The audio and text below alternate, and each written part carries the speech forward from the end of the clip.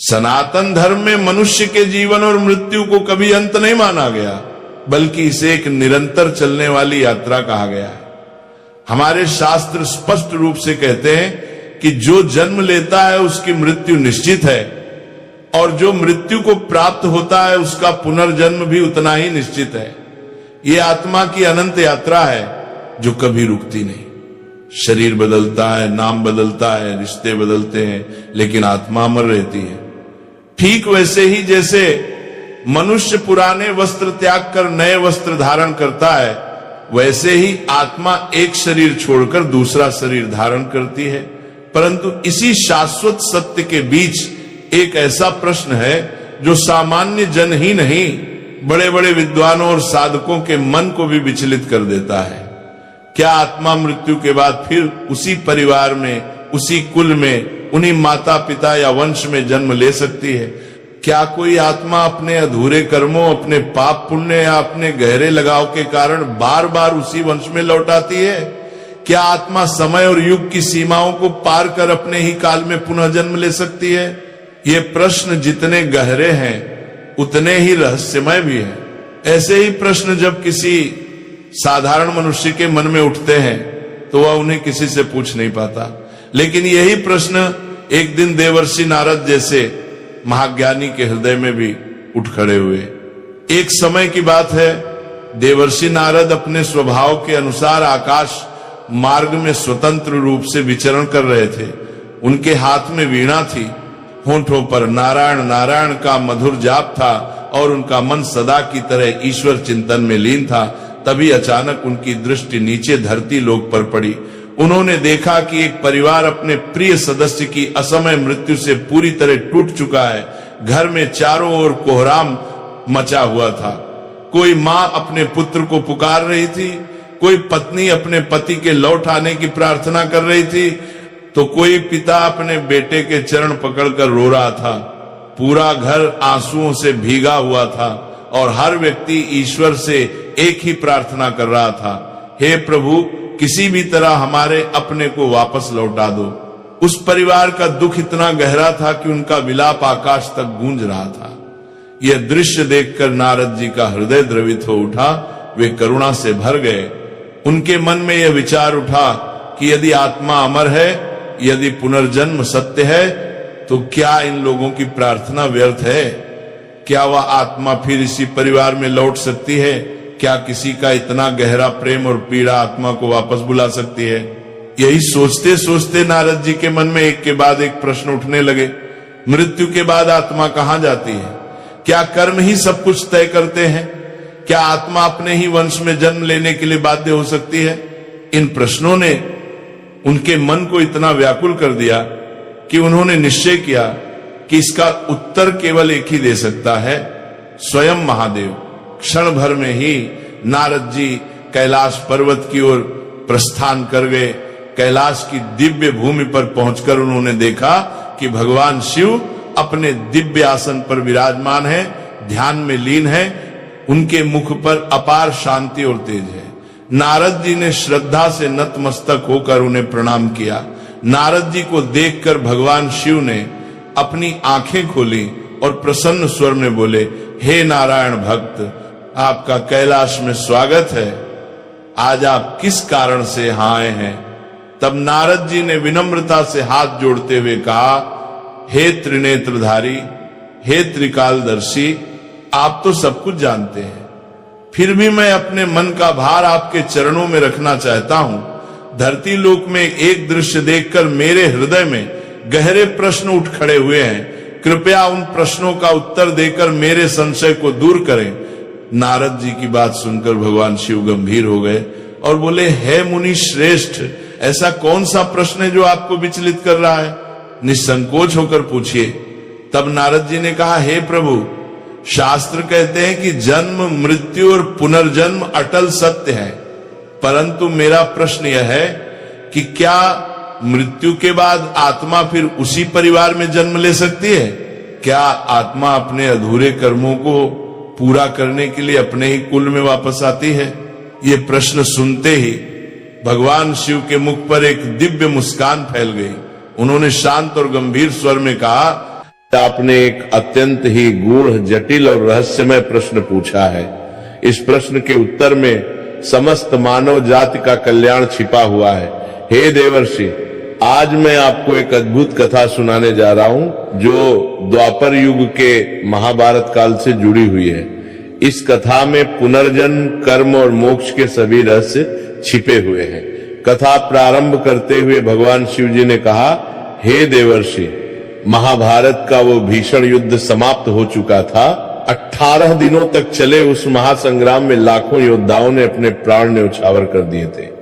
कुरुक्षेत्र की भूमि रक्त से लाल हो गई थी।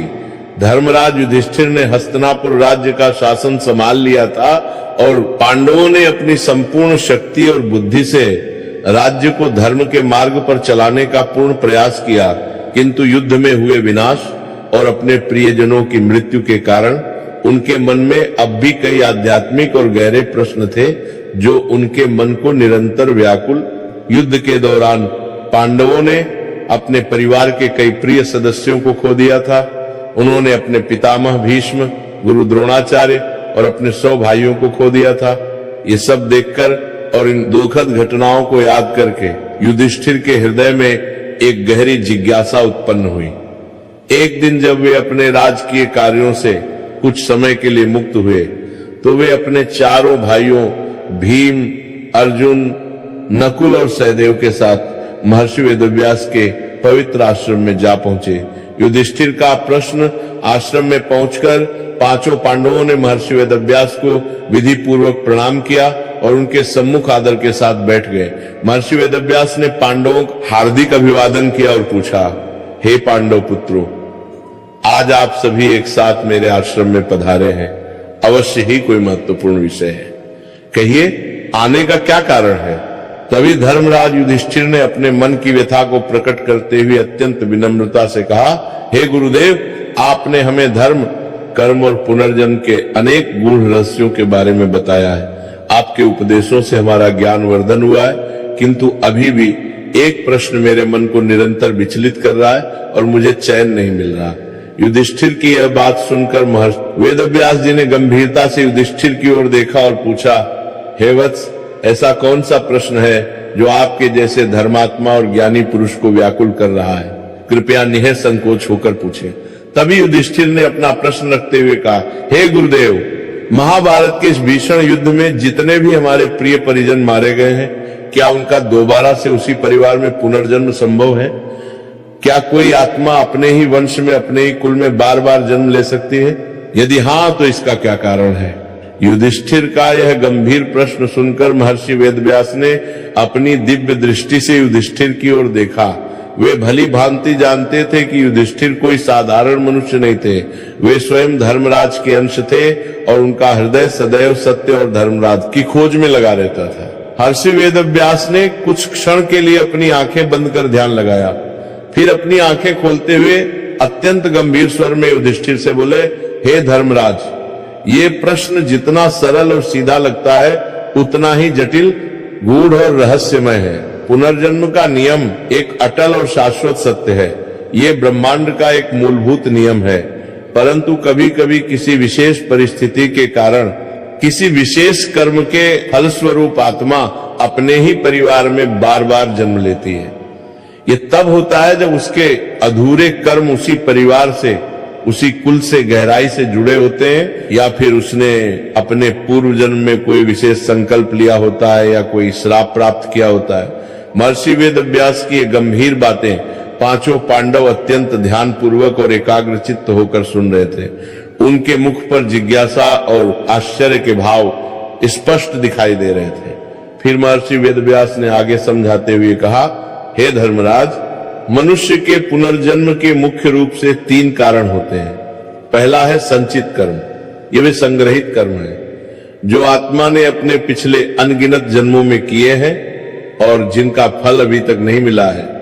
ये कर्म एक बीज की तरह आत्मा के साथ सदैव रहते हैं और उचित समय आने पर अंकुरित होकर फल देते हैं। दूसरा है प्रारब्ध कर्म। यह वे कर्म हैं जो इस जन्म में फल देने के लिए सक्रिय हो चुके हैं। इन्हें किसी भी प्रकार से टाला नहीं जा सकता। इन्हें प्रत्येक मनुष्य को अवश्य भोगना पड़ता है। चाहे वह सुख हो या दुख हो। आपका जन्म किस परिवार में होगा, आपकी योनि कौन सी होगी, आपको किस प्रकार का जीवन मिलेगा, यह सब प्रारब्ध कर्म के अधीन है। तीसरा है अनुबंध कर्म। यदि किसी आत्मा का किसी विशेष कुल या परिवार के साथ अत्यंत गहरा संबंध हो तो वह आत्मा पुनः दोबारा से उसी परिवार में जन्म ले सकती है। यह संबंध प्रेम, घृणा, क्षण, पाप या पुण्य किसी भी रूप में हो सकता है। यदि कोई मनुष्य अपने परिवार के प्रति अत्यधिक मोह रखता है या उसके कुछ अधूरे कार्य हैं तो वह आत्मा पुनः वहीं लौट सकती है। द्वारका के ब्राह्मण की कथा युधिष्ठिर ने आगे जिज्ञासा व्यक्त करते हुए पूछा, हे गुरुदेव, क्या कोई ऐसा प्रत्यक्ष साक्ष्य या उदाहरण है जिससे यह सिद्ध हो सके कि मृत्यु के पश्चात आत्मा अपने ही कुल में पुनः जन्म लेती है? धर्मराज युधिष्ठिर का यह प्रश्न सुनकर महर्षि वेदव्यास के चेहरे पर एक दिव्य मुस्कान आई और उन्होंने कहा, हाँ, मैं तुम्हें एक ऐसी अद्भुत घटना सुनाने जा रहा हूं जो स्वयं भगवान श्री कृष्ण के समय में घटित हुई थी। यह कथा द्वारका के एक विद्वान ब्राह्मण और महान राजा नृप की प्रतिज्ञा से जुड़ी हुई है। इस कथा में पुनर्जन्म का एक अत्यंत रहस्यमय और चमत्कारिक उदाहरण मिलता है। यह सुनकर पांचों पांडवों की जिज्ञासा और भी अधिक बढ़ गई। उनके नेत्र विस्मय से चमक उठे और उन्होंने विनम्रता पूर्वक कथा सुनाने का आग्रह किया।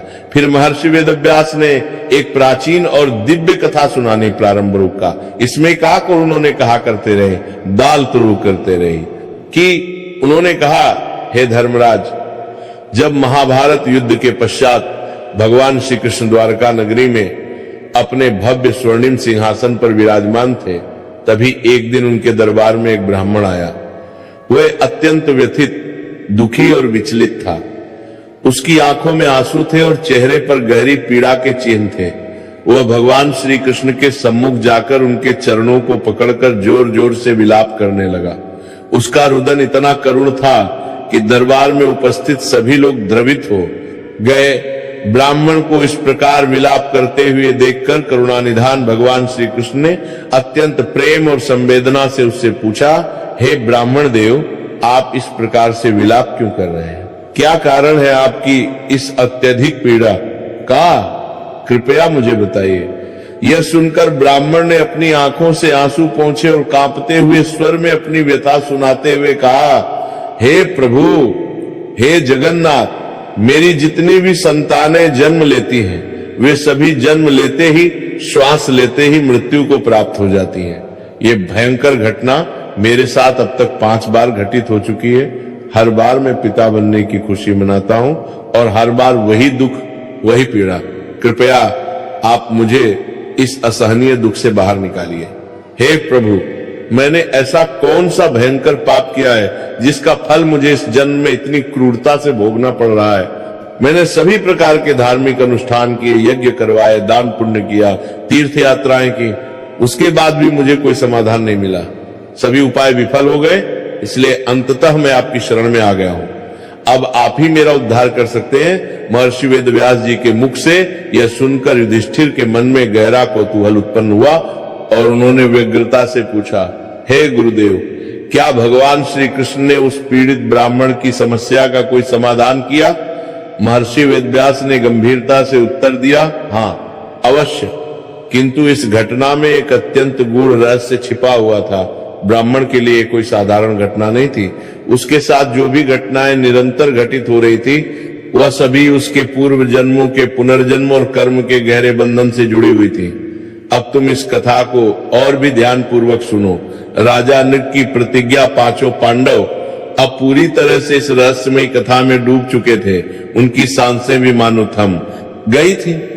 महर्षि वेदव्यास फिर मुस्कुराए और आगे बोले, हे धर्मराज युधिष्ठिर, भगवान श्री कृष्ण ने उस ब्राह्मण को अत्यंत प्रेम और करुणा से उठाया और उसे समझाते हुए कहा, हे ब्राह्मण देव, जीवन में काल चक्र तो निरंतर घूमता रहता है। जन्म और मृत्यु का ये खेल अनवरत रूप से चलता रहता है। उसके बाद ब्राह्मण ने अपने आंसू पोंछे और कांपते हुए भावुक स्वर में विस्तार से अपनी पीड़ा बताते हुए कहा, हे प्रभु, अभी तक मेरे जितने भी पुत्र जन्मे वे सभी जन्म लेते ही, पहली सांस लेते ही मृत्यु को प्राप्त हो गए। ये मेरे साथ अब 5वीं बार हो चुका है। मैं एक ऐसा पिता हूं जिसने अपने पुत्र को जन्म लेते ही अपनी गोद में निर्जीव पाया है। ये पीड़ा असहनीय है। क्या ये मेरे पूर्व जन्मों के पापों का परिणाम है? क्या मेरी आत्मा किसी श्राप से बंधी है? क्यों मेरे पुत्र इस संसार में आते ही तुरंत चले जाते हैं? ब्राह्मण की यह हृदय विदारक पीड़ा सुनकर सभा में उपस्थित सभी दरबारी, मंत्री और नागरिक गहराई से व्यथित हो गए। लोग आपस में चिंतित स्वर में चर्चा करने लगे, क्या यह ब्राह्मण किसी श्रापित कुल का है या फिर यह भगवान की कोई विशेष दिव्य लीला है? क्या इसे किसी महान ऋषि या देवता ने कोई भयंकर श्राप दिया है? वहां उपस्थित सभी लोग गहन चिंतन में डूब गए। वे सोच रहे थे कि जब स्वयं भगवान श्री कृष्ण, जो साक्षात नारायण है, इस धरती पर विराजमान है, तो उनके एक भक्त को इतना असहनीय कष्ट क्यों मिल रहा है? क्या इस ब्राह्मण के भाग्य में ही ऐसा दुख लिखा है? ब्राह्मण अत्यंत दुखी, निराश और व्याकुल था। उसका हृदय पीड़ा से इतना अधिक भर गया कि उसका विवेक क्षीण होने लगा और उसे अचानक तीव्र क्रोध आ गया। उसने अपने क्रोध और हताशा में आकर भगवान श्री कृष्ण से कठोर शब्दों में कहा, हे द्वारकाधीश, आप तो स्वयं नारायण के अवतार हैं, आप त्रिकालदर्शी हैं, आप जगत के पालन करता है, फिर भी आपने मेरे इस गहन दुख को देखा और चुप रहे। यदि आप मेरे पुत्र को वापस नहीं ला सकते तो मैं समस्त द्वारका नगरी को श्राप दे दूंगा कि यहां आगे से किसी भी कुल में कोई पुत्र जन्म नहीं लेगा। ब्राह्मण के इस क्रोधपूर्ण और भयानक वचन को सुनकर वहां उपस्थित सभी लोग अत्यंत भयभीत हो गए। ब्राह्मण का श्राप अत्यंत शक्तिशाली होता है। उसी समय सभा में महान और पराक्रमी राजा नृग भी उपस्थित थे। उन्होंने जब ब्राह्मण के पीड़ा से भरे इन वचनों को सुना तो तत्काल अपने आसन से उठकर खड़े हो गए। राजा नृग आगे बढ़े और दृढ़ता से प्रतिज्ञा करते हुए बोले, हे ब्राह्मण देव, आप व्यथित मत होइए। मैं आज यहां सभी के सम्मुख भगवान श्री कृष्ण के समक्ष सौगंध खाकर कहता हूं कि यदि इस बार आपका पुत्र जन्म लेकर भी जीवित नहीं रहा तो मैं स्वयं प्रज्वलित अग्नि में प्रविष्ट होकर अपने प्राण त्याग दूंगा। यह मेरी दृढ़ प्रतिज्ञा है। भगवान श्री कृष्ण ने जब राजा नृग को इस प्रकार प्रतिज्ञा करते देखा तो उनके मुख पर एक रहस्यमयी और दिव्य मुस्कान आई। वे भली भांति जानते थे कि इस घटना के पीछे एक अत्यंत गहरा रहस्य छिपा हुआ है। यमलोक की यात्रा जब राजा नृग ने दृढ़ प्रतिज्ञा ली तो श्री कृष्ण के नेत्रों में एक दिव्य चमक दिखाई दी, मानो वे पहले से ही जानते थे कि आगे क्या घटने वाला है। उसके पश्चात राजा नृग ने ब्राह्मण से कहा, हे ब्राह्मण देव, इस बार जब आपकी संतान जन्म ले तो आप तत्काल मुझे सूचित कर देना। मैं स्वयं अपनी समस्त दिव्य शक्तियों से उसकी रक्षा करूंगा। मैं वचन देता हूं कि कोई भी शक्ति उसे मृत्यु की ओर नहीं ले जा पाएगी। ब्राह्मण को राजा नृग की इस दृढ़ प्रतिज्ञा पर पूर्ण विश्वास हो गया। उसके चेहरे पर आशा की एक किरण दिखाई दी।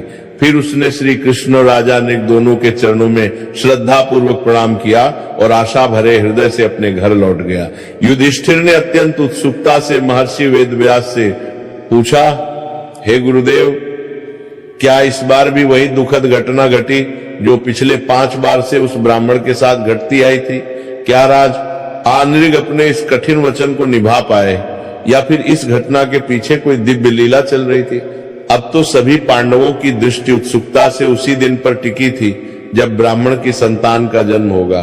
द्वारका के समस्त नागरिक भी उत्सुक और चिंतित थे, क्योंकि यह केवल एक पिता की व्यक्तिगत पीड़ा ही नहीं थी, बल्कि पुनर्जन्म और कर्म के गुण रहस्यों से जुड़ी एक अत्यंत महत्वपूर्ण घटना थी। कुछ समय पश्चात ब्राह्मण के घर में पुनः एक बच्चे ने जन्म लिया, किंतु दुर्भाग्य से जन्म लेने के कुछ ही क्षणों पश्चात पहली सांस लेते ही उस बच्चे की मृत्यु हो गई। ये देखकर ब्राह्मण फिर से जोर जोर से विलाप करने लगा। उसका हृदय टूट गया। वह क्रोध में आकर राजा नृग को कठोर ताने मारते हुए बोला, हे राजन, तुमने तो बड़े गर्व से कहा था कि तुम मेरे पुत्र की रक्षा करोगे, परंतु देखो वो फिर से मृत्यु को प्राप्त हो गया। क्या तुम्हारी प्रतिज्ञा व्यर्थ थी? राजा नृग को अपनी शक्ति और क्षमता पर अत्यंत विश्वास था। उन्होंने दृढ़ संकल्प लिया कि जब तक वे इस रहस्य को पूर्णतः सुलझा नहीं लेते तब तक वे विश्राम नहीं करेंगे। उन्होंने सर्वप्रथम इंद्रलोक की यात्रा की। स्वर्गलोक पहुंचकर उन्होंने देवराज इंद्र से पूछा, हे देवराज, क्या ब्राह्मण का पुत्र मृत्यु के बाद यहां आया है? इंद्र ने गंभीरता से उत्तर दिया, नहीं वत्स, यह रहस्य तुम्हारी कल्पना और समझ से भी बहुत परे है। यह कोई साधारण घटना नहीं है, बल्कि पुनर्जन्म और कर्म का एक अत्यंत गूढ़ रहस्य है। तुम्हें इसे समझने के लिए और भी गहरे जाना होगा। इंद्र के इस संकेत को समझते हुए राजा नृग ने अगला कदम उठाया। वे ब्रह्मलोक गए, फिर कुबेर लोक की यात्रा की और अंततः यमलोक की ओर प्रस्थान किया। राजा नृग ने अपने दिव्य रथ से यमलोक के भयानक द्वार को पार किया। वहां उन्होंने महाराज यमराज को देखा, जो अपने विशाल और भव्य सिंहासन पर विराजमान थे। उनके बगल में महान चित्रगुप्त जी बैठे हुए थे, जो मृत मनुष्यों के कर्मों का सूक्ष्म लेखा जोखा यमराज के सम्मुख प्रस्तुत कर रहे थे। यमराज उन मृत आत्माओं को उनके कर्मों के अनुसार उचित सजा या पुरस्कार दे रहे थे। यमराज का रहस्योद्घाटन, यमराज की उपस्थिति अत्यंत प्रभावशाली और भयावह थी। उनका स्वर गंभीर, गूढ़ और कठोर था। यमराज ने जब राजा नृग को अपने सम्मुख देखा तो अत्यंत गंभीर स्वर में पूछा, हे राजन, आप यमलोक में क्यों पधारे हैं? आप तो अभी तक मृत्यु के योग्य भी नहीं हुए, आपका जीवन काल अभी शेष है। राजा नृग ने विनम्रता पूर्वक हाथ जोड़कर यमराज को प्रणाम करते हुए कहा, हे धर्मराज, मैं द्वारका के एक ब्राह्मण की संतान को खोजने यहाँ आया हूँ। मैंने उसे बचाने की दृढ़ प्रतिज्ञा ली थी, किंतु वह जन्म लेते ही मृत्यु को प्राप्त हो गया। मैं जानना चाहता हूं कि आखिर उस ब्राह्मण के साथ निरंतर ऐसी दुखद घटना क्यों घटित हो रही है। राजा नृग की यह बात सुनकर यमराज एक लंबे क्षण के लिए मौन हो गए। उनके नेत्र बंद हो गए, मानो वे किसी गहन चिंतन में लीन हो। फिर उन्होंने अपनी आंखें खोली और बोले, हे राजन, ये कोई साधारण संतान नहीं है। इसका रहस्य आपके और भगवान श्री कृष्ण के काल से भी बहुत पुराना है। ये आत्मा एक प्राचीन और भयंकर श्राप के कारण अपने ही परिवार में बार बार जन्म ले रही है और तुरंत मृत्यु को प्राप्त हो रही है। यह सुनकर राजा नृग आश्चर्य से स्तब्ध